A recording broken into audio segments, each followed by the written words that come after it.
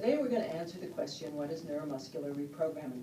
Neuromuscular reprogramming is a massage therapy technique that addresses the coordination problems, the dysfunctions that are left over from past accident, trauma, incident, accident, overuse, and the information that your body stores as a result of those past experiences. There are many neuromuscular therapies, and all of them have the same purpose, which is to correct your body's stored information. Neuromuscular reprogramming takes the whole purpose a step farther than most neuromuscular therapies, in that it addresses the information system that's stored in the cerebellum in the back of the brain. In a moment of accident or trauma, your body takes an impression and stores a whole new configuration of how to accomplish a certain movement pattern. It will disrupt the existing learned motor patterns that you have and install an emergency operating system, if you will. So most body pains come from your body's dysfunctional movement patterns. And over years, because some of these incidents that happened to you that created these impressions are years old, and you don't notice them right away, and years later they may show up as a problem and you won't even realize where that problem is coming from. Doesn't matter how long the pattern has been there, the body is always available for new learnings. You can correct neuromuscular patterns at any point in your life.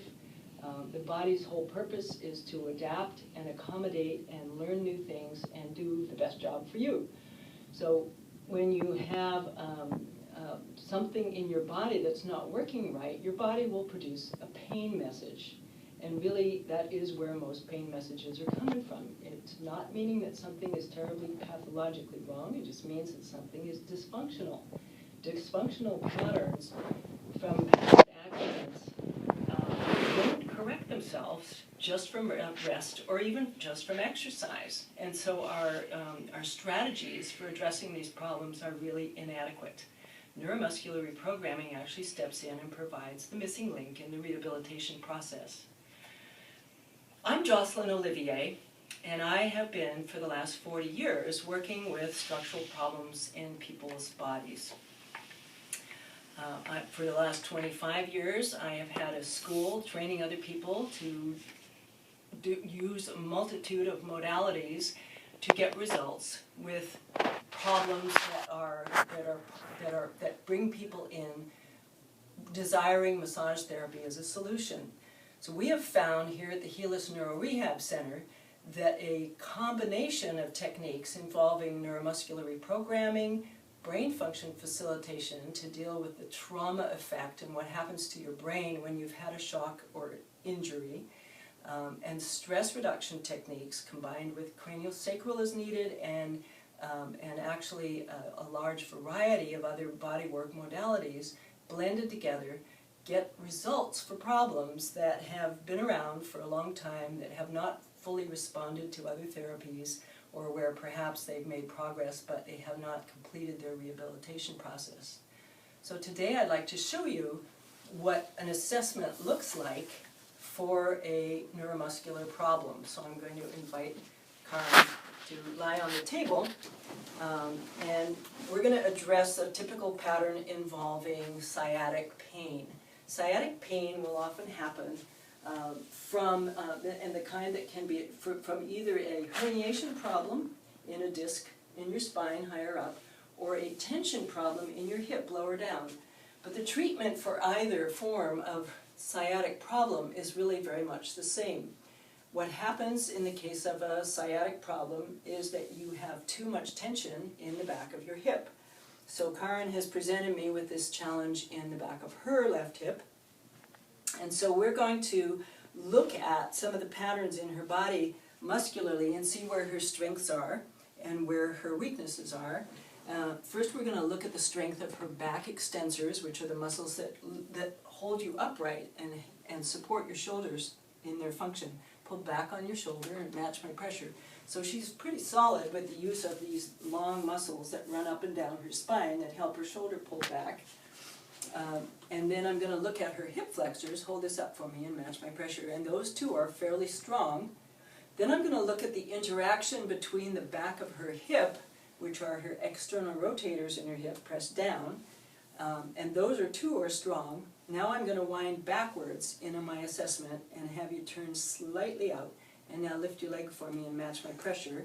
And as a result of the use of the back of her hip, all those external rotators tensioning up, the flexors of her hip are now inhibited. I'm also going to take a look at how that affects your hamstrings. Pull down on your heel. There's a slight inhibition also on the hamstrings. Okay, and then let's take a look at the back extensors, match my pressure. And the back extensors have become weak. Now sometimes this will actually affect the opposite side of the body as well. So let's take a look and see if it affects her opposite hip. Match my pressure. Nope, that one's good.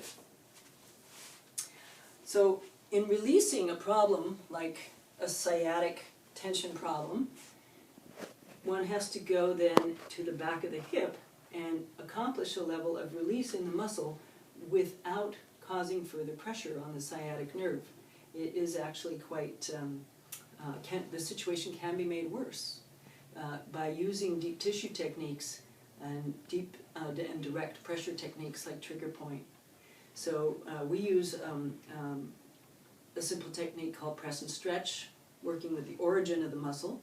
It's relatively painless and it gets very fast results. So now what I've done is turned off the external rotators of the hip, match my pressure, and so effectively this muscle is turned off for a short period of time by my manual techniques of pressing and stretching. So while that muscle is turned off, press back on your shoulder, that one's working.